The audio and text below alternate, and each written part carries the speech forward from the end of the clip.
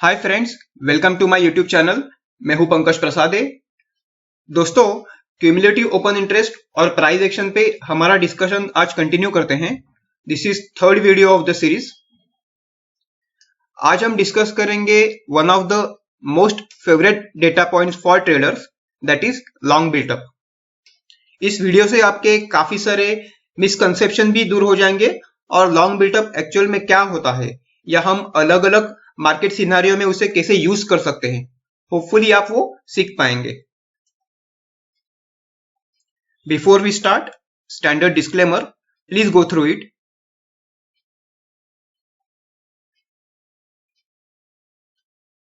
Late us begin.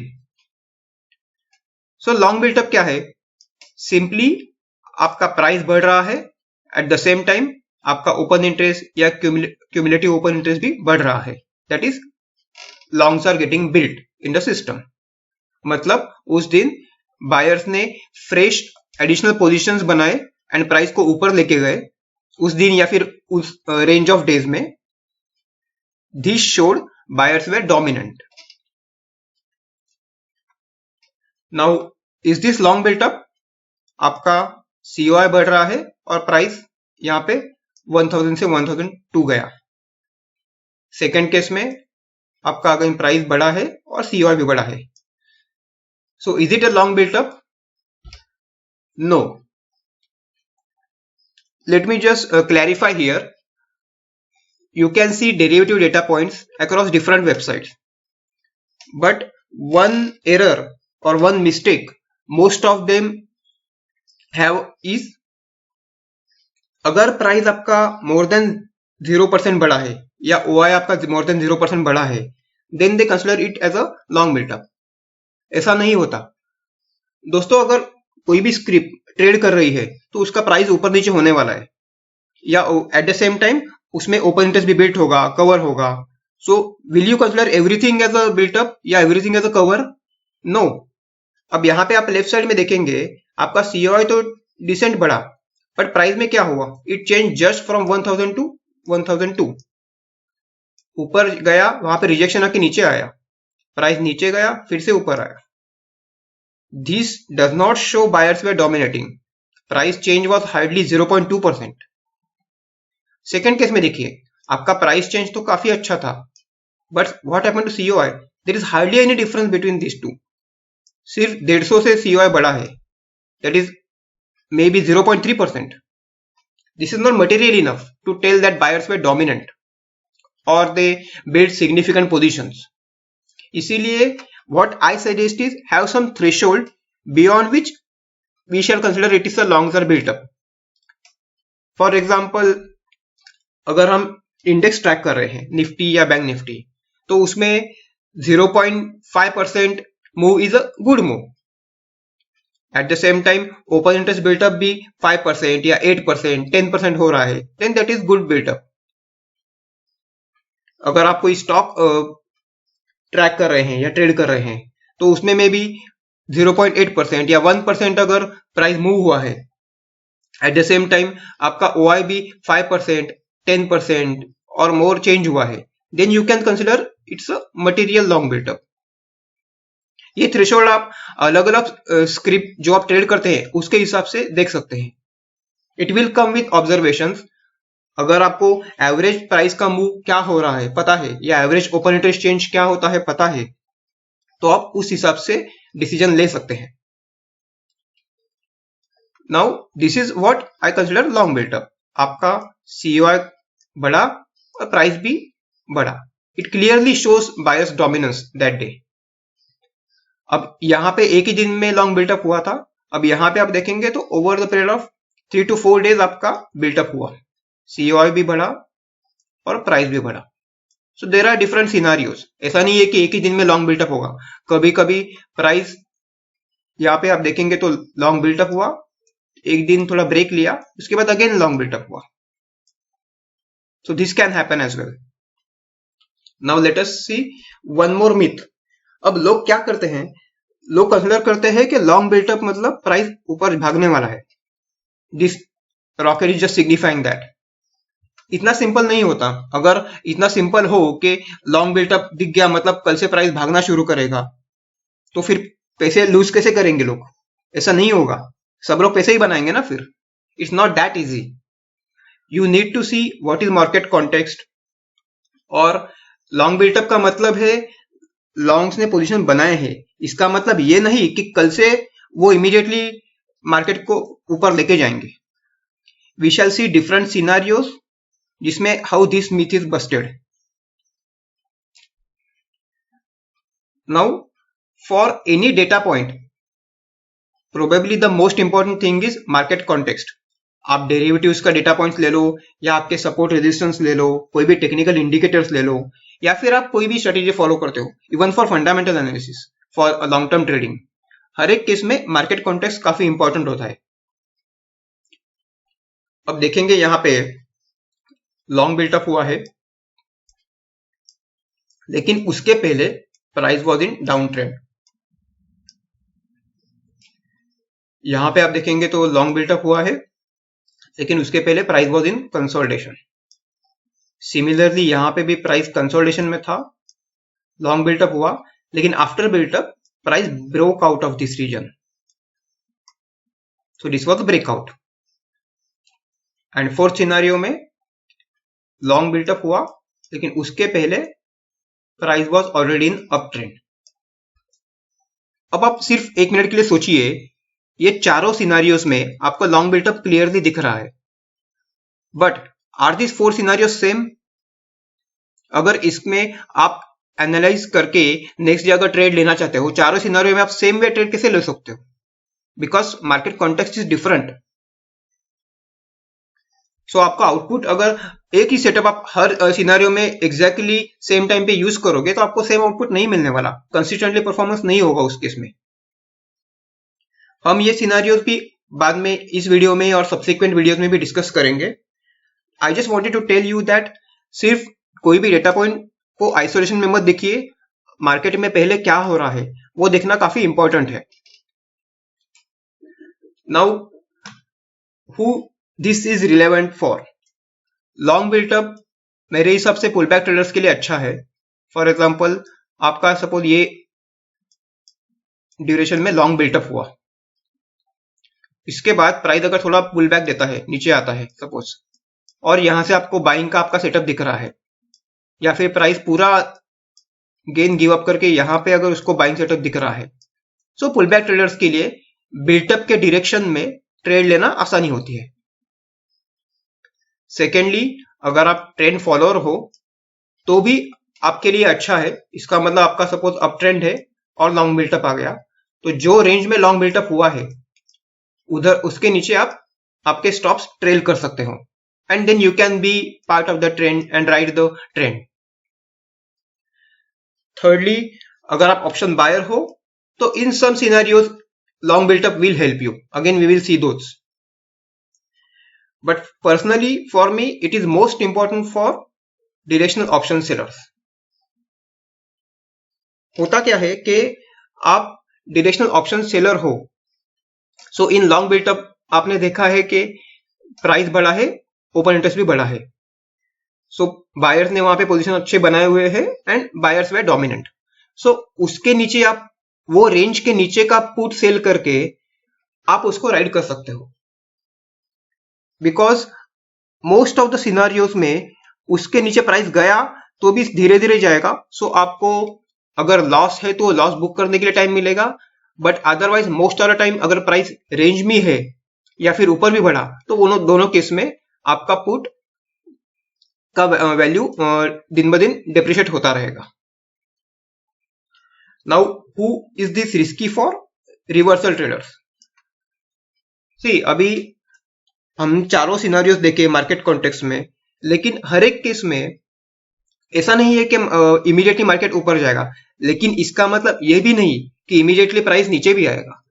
Reversal traders में आपको पता है लॉन्ग बिल्टअप हुआ है, यहां पे बायर्स डोमिनेंट है, फिर भी अगर आप शॉर्ट कर रहे हो, मतलब बायर्स के अगेंस्ट जा रहे हो, then you are directly betting against big volumes, that is not advisable. So in personal my opinion it is risky for reversal traders. Now let us see some examples. This is Bajaj Auto. आप देखेंगे तो यहाँ पे clear long built up दिख रहा है. आपका price नीचे आ रहा था और आप देखेंगे तो यहाँ पे इन 2 दिनों में काफी अच्छा 11% या 9% से आपका COI बढ़ा और उसके बाद आपका रैली शुरू हो गया. ये वी शेप रिकवरी हर बार दिखेगा ऐसे नहीं है. I am just cherry picking some examples to make you understand the concept. BEL again this is for current month. आपका प्राइस यहाँ पे कंसोलिडेशन में था और यहाँ पे उसने ब्रेकआउट दे दिया.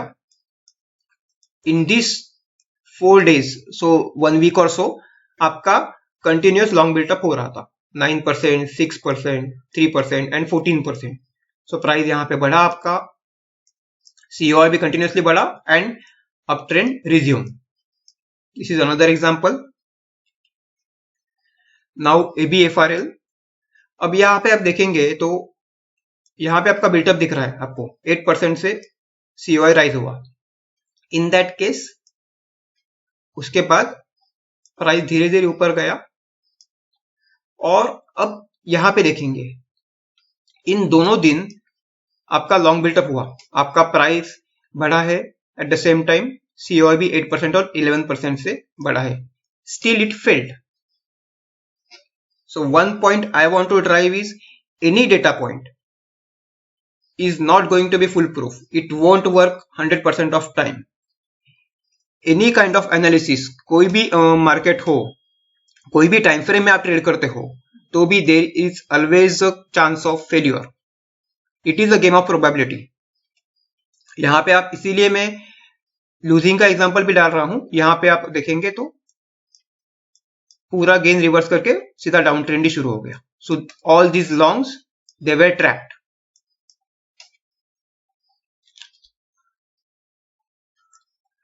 Now we shall see certain case studies. Case studies मतलब सम इवेंट बेस्ड और न्यूज बेस्ड या फिर टिपिकल सिनारियोस जिसमें यह बिल्टअप कैसे हुआ है. For example we start with PC jewellers. This is an old example from 2019.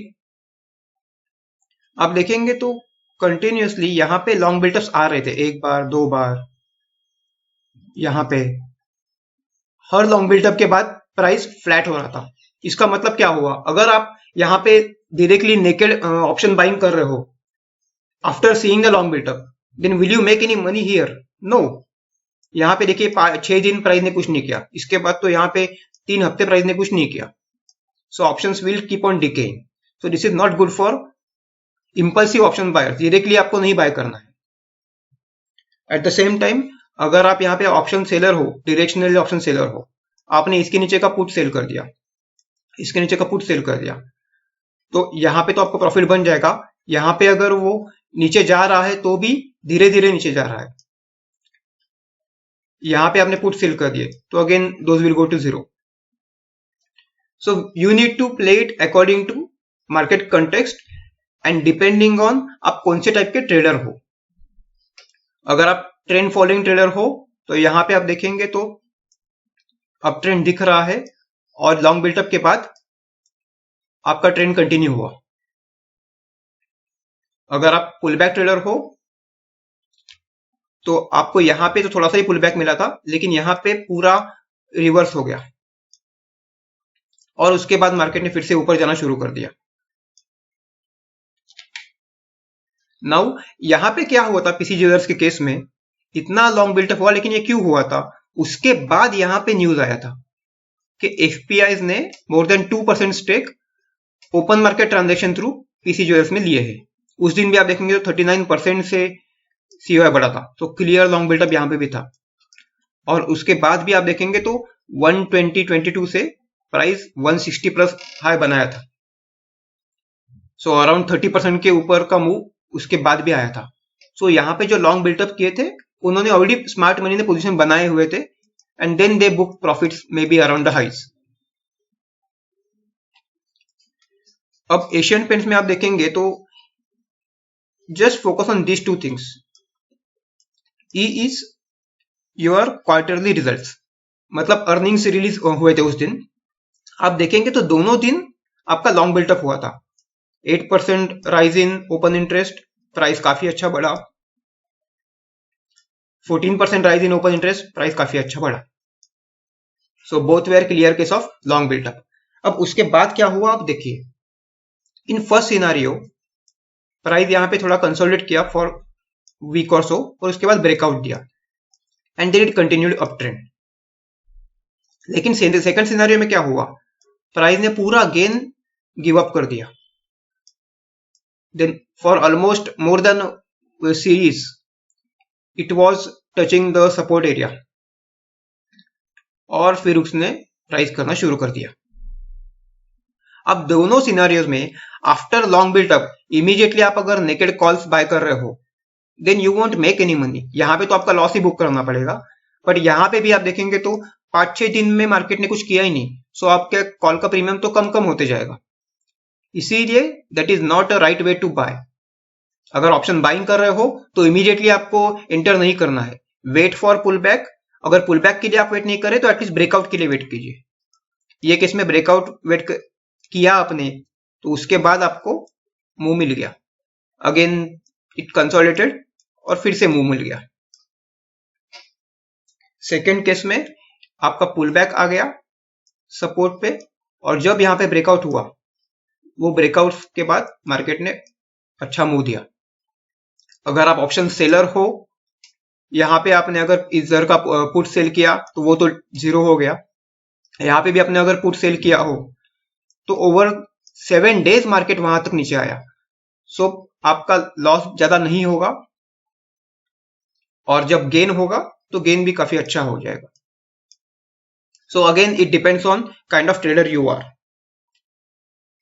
Now IRCTC, यहां पे मैंने थोड़ा ज्यादा पीरियड कवर किया है टू शो यू के IRCTC यहां पे फ्यूचर्स में फर्स्ट टाइम ट्रेड हुआ था। It was introduced in futures. उसके बाद देखेंगे तो over the period of this 3-4 months उसने क्या किया। इनिशियल बिल्टअप तो आप देखेंगे तो वो इग्नोर कर सकते हैं, बिकॉज कोई भी स्टॉक अगर नया फ्यूचर्स में आ रहा है तो पोजीशंस बिल्ट होंगे। यहाँ पे आपको देखेंगे तो लॉन्ग बिल्टअप भी हुए हैं, OI बढ़ा है आपका और प्राइस भी बढ़ा है, बट वो कवरिंग भी हो गया बाद में। But look at this highlighted places, तीनों जगह आपको अच्छा खासा लॉन्ग बिल्टअप दिख रहा है। और उसके बाद क्या हुआ देखिए, लॉन्ग बिल्टअप के बाद यहां पे प्राइस ने पुल बैक दिया 2 हफ्ते, लेकिन it continued in the direction of built up. So trend following के लिए या पुल बैक ट्रेडर्स के लिए ये काफी अच्छा था। अब यहां पे भी देखेंगे आप, इतने लॉन्ग बिल्टअप के बाद अपन ऑप्शन बाय इमीडिएटली करेंगे तो फायदा नहीं है। पुल बैक के बाद अगर आपने ऑप्शन बाय किया सपोज यहां पे या ब्रेकआउट पे बाय किया, then it will be advantageous. Third case में भी देखिए, प्राइस ने पुल बैक दिया और it came to the low of the range, और उसके बाद वो भागा। Now this is recent example, March 2022। दोस्तों, आप अगर डेरिवेटिव डेटा पॉइंट पहले से ट्रैक कर रहे हो तो आपको पता होगा कि जनरली बैंक निफ्टी में मार्च मंथ में हर बार ओपन इंटरेस्ट ज्यादा होता है, और वो ईयर एंड के वक्त हमेशा ज्यादा होता है, और जैसे ही न्यू फाइनेंशियल ईयर आता है देन ओपन इंटरेस्ट फिर से नॉर्मलाइज होता है। इस बार भी वैसे हुआ था, लेकिन इस बार ऐसे हुआ था कि जो ओपन इंटरेस्ट बढ़ा था it was highest in many years. So आप यहां पे देखेंगे तो स्टार्टिंग में तो आपका डाउन ट्रेंड था because of the Russia Ukraine war, लेकिन उसके बाद क्या हुआ था, मार्च सेकेंड वीक में यहां पे देखिए इन 4 दिन, दिस 4 डेज आपका COI काफी बड़ा था, 12%, 11%, 8%। बैंक निफ्टी जैसे इंडेक्स के लिए इतना COI बढ़ना, वो भी like one of the highest in years, is quite significant. और ये टिपिकल सिनेरियो इसलिए है कि आप देखेंगे तो यहाँ पे शॉर्ट्स तो आपके बिल्ड हुए हैं। यहाँ पे stock, just let me just clear it, okay.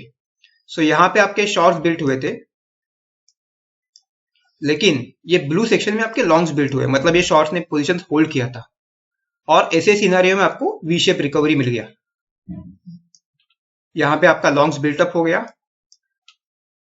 और उसके बाद प्राइस ने अप ट्रेंड दे दिया। And then if you can see after 1 April आपका सीओआई वो काफी कम हो गया। उसके बाद वो 2, 3 अप्रैल से सीओआई आपका नॉर्मल हो गया। Now how to better your odds, मतलब लॉन्ग बिल्टअप आपने अगर ठीक है कोई स्टॉक में आइडेंटिफाई कर लिया, there are different ways to better your odds in trading. अलग अलग सिनारियोज है, अलग अलग टूल्स से हम उसको बेटर कर सकते हैं। इन सब्सिक्वेंट वीडियोस वो हम डिस्कस भी करेंगे। हमारे एक्सेल मॉडल में भी हम यूज करते हैं जिसके through users can increase their ऑर्स।